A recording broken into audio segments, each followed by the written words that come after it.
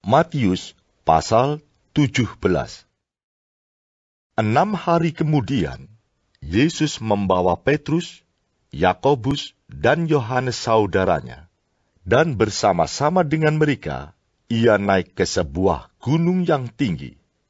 Di situ mereka sendiri saja. Lalu, Yesus berubah rupa di depan mata mereka. Wajahnya bercahaya seperti matahari, dan pakaiannya menjadi putih bersinar seperti terang. Maka nampak kepada mereka Musa dan Elia sedang berbicara dengan dia. Kata Petrus kepada Yesus, "Tuhan, betapa bahagianya kami berada di tempat ini. Jika Engkau mau, biarlah kudirikan di sini 3 kemah. 1 untuk Engkau, 1 untuk Musa, dan 1 untuk Elia." Dan tiba-tiba, sedang ia berkata-kata, turunlah awan yang terang menaungi mereka, dan dari dalam awan itu terdengar suara yang berkata, "Inilah anak yang kukasihi, kepadanyalah aku berkenan. Dengarkanlah dia." Mendengar itu, tersungkurlah murid-muridnya, dan mereka sangat ketakutan.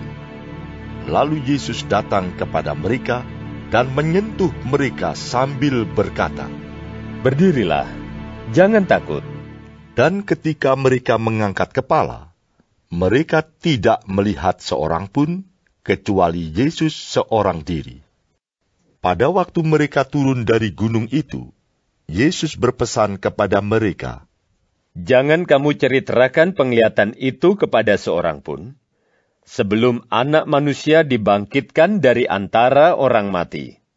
Lalu murid-muridnya bertanya kepadanya, "Kalau demikian, mengapa ahli-ahli Taurat berkata bahwa Elia harus datang dahulu?" Jawab Yesus, Memang Elia akan datang dan memulihkan segala sesuatu. Dan aku berkata kepadamu, Elia sudah datang, tetapi orang tidak mengenal dia dan memperlakukannya menurut kehendak mereka. Demikian juga, Anak Manusia akan menderita oleh mereka. Pada waktu itu, mengertilah murid-murid Yesus bahwa ia berbicara tentang Yohanes Pembaptis. Ketika Yesus dan murid-muridnya kembali kepada orang banyak itu, datanglah seorang mendapatkan Yesus dan menyembah, katanya, "Tuhan, kasihanilah anakku. Ia sakit ayan dan sangat menderita. Ia sering jatuh ke dalam api dan juga sering ke dalam air. Aku sudah membawanya kepada murid-murid-Mu, tetapi mereka tidak dapat menyembuhkannya." Maka kata Yesus, Hai kamu angkatan yang tidak percaya dan yang sesat. Berapa lama lagi aku harus tinggal di antara kamu? Berapa lama lagi aku harus sabar terhadap kamu? Bawalah anak itu kemari. Dengan keras Yesus menegur dia. Lalu keluarlah setan itu daripadanya, dan anak itu pun sembuh seketika itu juga. Kemudian murid-murid Yesus datang, dan ketika mereka sendirian dengan dia, bertanyalah mereka, "Mengapa kami tidak dapat mengusir setan itu?" Ia berkata kepada mereka, Karena kamu kurang percaya. Sebab aku berkata kepadamu, sesungguhnya sekiranya kamu mempunyai iman sebesar biji sesawi saja, kamu dapat berkata kepada gunung ini, "Pindah dari tempat ini ke sana." Maka gunung ini akan pindah, dan takkan ada yang mustahil bagimu. Jenis ini tidak dapat diusir, kecuali dengan berdoa dan berpuasa.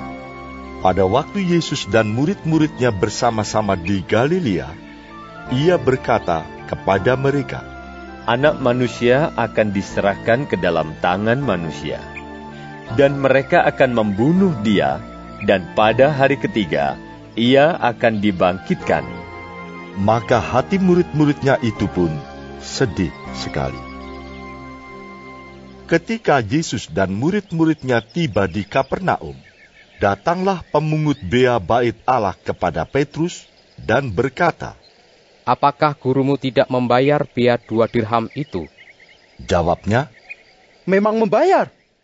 dan ketika Petrus masuk rumah, Yesus mendahuluinya dengan pertanyaan. Apakah pendapatmu, Simon? Dari siapakah raja-raja dunia ini memungut bea dan pajak?